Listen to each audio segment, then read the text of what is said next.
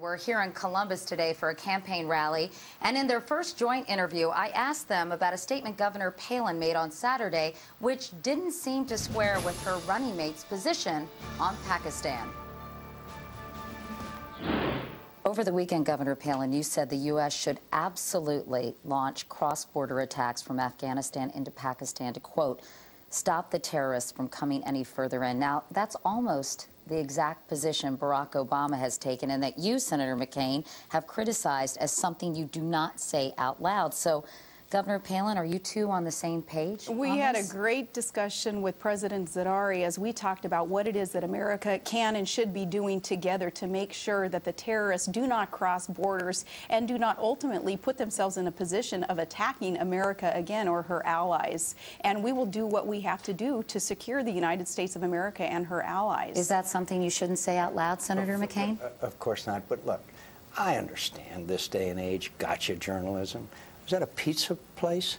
In a conversation with someone who you didn't hear the question very well, you don't know the context of the conversation, grab a phrase.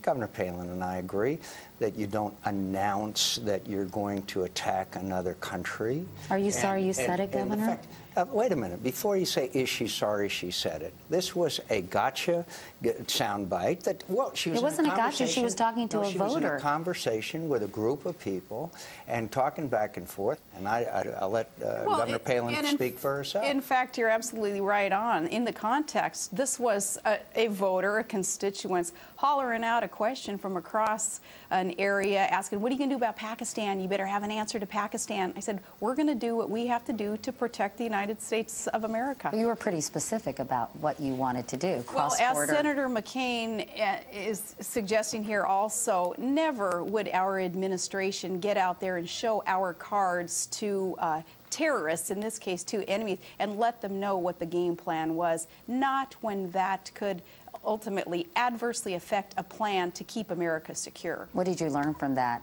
experience? That this is all about gotcha journalism. A lot of it is, but that's okay too.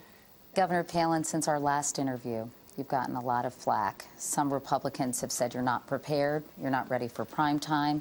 People have questioned your readiness since that interview, and I'm curious to hear your reaction. Well, not only am I ready, but willing and able to serve as Vice President with Senator McCain if Americans so bless us and privilege us with the opportunity of serving them.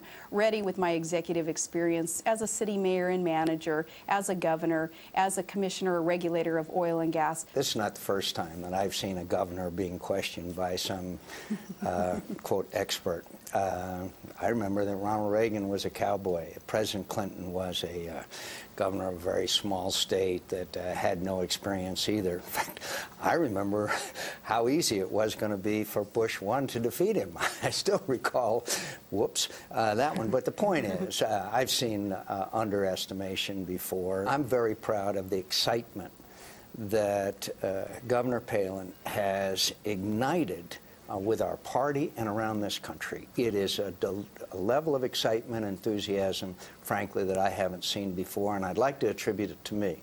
But the fact is that she has done an incredible job, and I'm so proud of the work that she's doing. Thank you. And tomorrow on the campaign trail with Governor Palin, we'll talk with her about her positions on a number of domestic issues and her record as governor of Alaska.